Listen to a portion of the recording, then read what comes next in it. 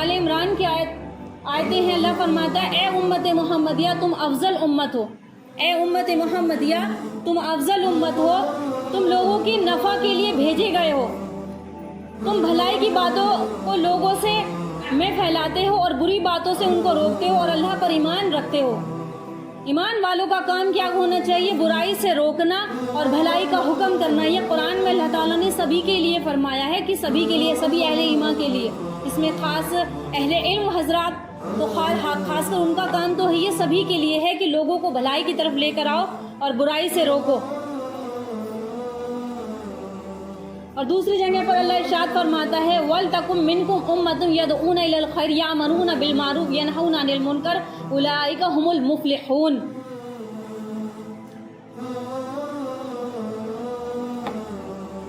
और चाहिए कि तुम में से ऐसी जमात हो कि लोगों को खैर की तरफ बुलाए और भली बातों का हुक्म करे और बुरी बातों से मना करे, और सिर्फ वही लोग फलाह वाले हैं और जो ये काम करते हैं, यानी कि जो इस काम में लगे रहते हैं, दीन का काम, तबलीग का काम, लोगों अल्लाह के बंदों को अल्लाह से जोड़ना, तो अल्लाह फरमाते हैं कि यही लोग कामयाब हैं, यही लोग कामयाबी उठाने वाले हैं।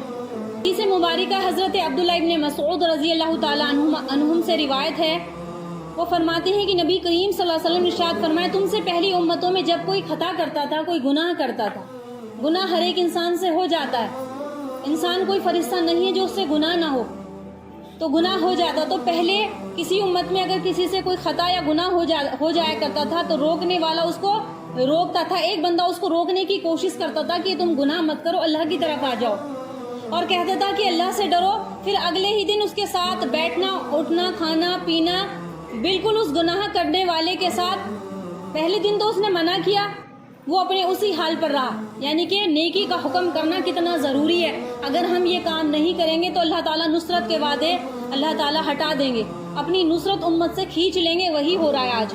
1.25 लाख लोग, लाखों लोग खाना काबा की चादर पकड़ के दुआ मांग रहे हैं, लेकिन अल्लाह ताला की बड़ाई तो वही है, बड़ाई और भी अल्लाह ताला की बढ़ेगी, लेकिन निज़ाम कुछ नहीं बदल रहा और अजाब आ रहे हैं बहुत ज़्यादा। इसमें कहीं ना कहीं हम सब लोग ही मुब्तला हैं। तो पहली उम्मतों में जब कोई खता करता था, दूसरा इंसान उसको रोकने की कोशिश करता था, लेकिन अपना खाना पीना, उठना बैठना उससे छोड़ता नहीं था। बाज़ मतलब ऐसा होता है खुद अपने ही हैं जो इन गुनाहों में मुलव्विस होते हैं, कबीरा गुनाहों में। अगर हम उनको रोकेंगे या तो हमारी वो बगावत बनाएंगे या रिश्ते नाते तोड़ देंगे। अब आगे हुक्म क्या है हदीस के अंदर, तो हमें किसकी सुननी चाहिए? आगे फरमाया कि उसके साथ खाना पीना, उठना बैठना, अगले दिन उसके साथ सब काम वो करता था, या कल इस गुनाह को करते हुए देखा ही नहीं, जब वो हक जला, यानी कि वो ऐसा हो गया, पहले दिन तो उसने मना किया, वो नहीं माना, फिर उसके साथ ऐसे ही रहा कि भाई ये तो मानने वाली है नहीं, अब हम क्या करें, हम अपने काम थोड़ी छोड़ने हैं। तो उसको ऐसा ही देखता रहा, फिर उसने कहना बंद कर दिया। फिर अल्लाह जल्ले शानू उनका ये बर्ताव देखा तो बाज़ के कुलूब बाज़ के साथ खलत कर दिए, मिला दिए। यानी कि जब हम गुनाहें, हम खुद जानते हैं इस गुनाह की कितनी बड़ी सजा है, और हम उन गुनाहों में मुब्तला रहे, सामने हुक्म दे रहे हैं, उम्मत नहीं मान रही, हमारे आस पड़ोस का माहौल ऐसा है, तो ये बताया जाता है कि फिर उससे थोड़ा किनारा कर लो। सादगी से बोलना चालना मना नहीं है, लेकिन उठना बैठना के बावजूद हम इनको समझा रहे हैं और ये इनकी समझ में नहीं आ रहा, तो उनसे क्या करना चाहिए?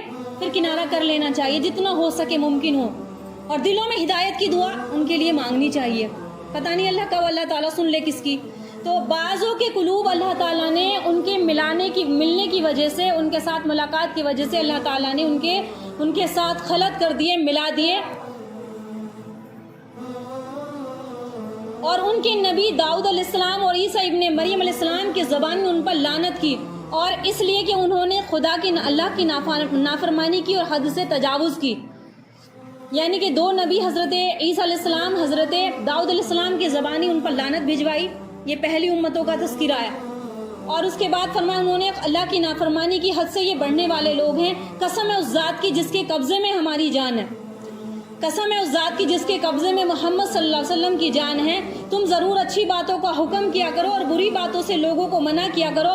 ये तुम्हें करते रहना चाहिए कि बेवकूफ़ नादान का हाथ पकड़ के उसको हक पर मजबूर करो, उसका हाथ जितनी कुव्वत हो उसको रोको, गुनाहों से रोकने की ताकत हो रोको। اور نہ حق تعالیٰ ثانو تمہارے قلوب کو بھی ان کے ساتھ خلط ملط کر دیں گے. اگر تم یہ کام نہیں کرو گے تو تمہارے دل بھی اللہ تعالیٰ ایسے ہی بنا دیں گے, پھر تم پر بھی لعنت ہوگی جیسا کہ پہلی امتوں پر اللہ تعالیٰ نے لعنت فرمائی.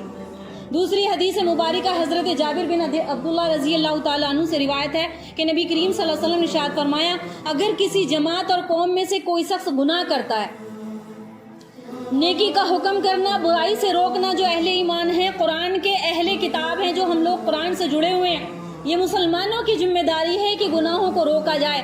خاص کر اللہ اہل ایمان کو مخاطب کر کے فرما رہے ہیں کہ تم میں سے جب کوئی, اگر کسی جماعت ایک قوم میں کوئی شخص گناہ کرتا ہے, قوم باوجود قدرت رکھنے کے, باوجود قوت کے اس کو نہیں روکتی, تو ان پر مرنے سے پہلے اللہ تعالیٰ اپنا عذاب نازل کرتا ہے.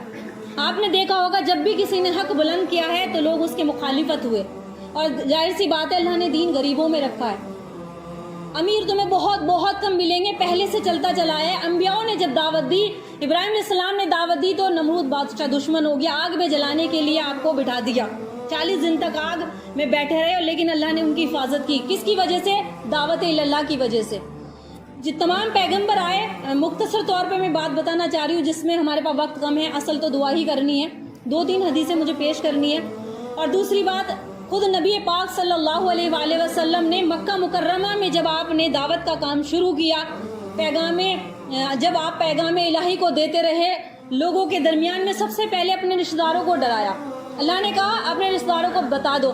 تو یا تو آپ کو سارا مکہ صادق اور امین کہا کرتا تھا, آپ کے پاس امانت رکھتے تھے مکہ والے, جو ایمان جب تک تو لے کر ہی نہیں لے کر آئے تھے, اور ساتھ ساتھ جتنے مکہ کے اور لوگ تھے سب آپ کو امانت داری کے ساتھ اپنی امانت رکھوایا کرتے تھے. لیکن جب آپ نے حق اور تبلیغ کا کام شروع کیا تو لوگ آپ کے مخالف ہوتے چلے گئے. تو نیت کیا ہونی چاہیے کہ سامنے والی کی ہدایت کا ذریعہ اس سے کوئی مال اور متاع کا کوئی لالچ نہیں ہونا چاہیے کہ اللہ تو ان لوگوں کو ہدایت دے. تو ظاہر سی بات ہے سب سے پہلے ان کے اللہ کے رسول کے مخالف کون ہوئے؟ آپ کے اپنے ہی مخالفت ہوتے چلے گئے.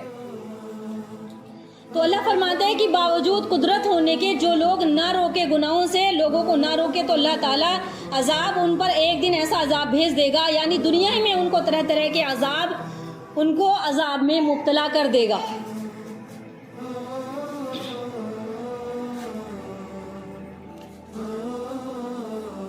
اگلی حدیث مبارکہ حضرت ابو ہریرہ رضی اللہ تعالیٰ عنہ سے روایت ہے کہ اللہ کے رسول صلی اللہ علیہ وسلم نے ارشاد فرمایا کہ جب میری امت دنیا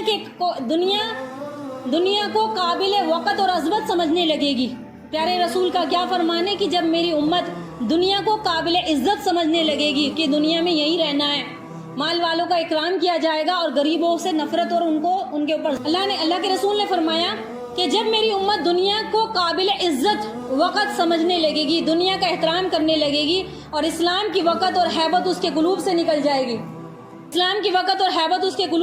جائے گی, اور جب امر بالمعروف اور نہی عن المنکر چھوڑ دیا جائے گا تو وہی کی برکات سے محروم ہو جائے گی, اور جب آپس میں ایک دوسرے پر ستم ڈھانا شروع کر دیں گے, لڑائی جھگڑے شروع ہو جائیں گے, اور اللہ جل شانہ کی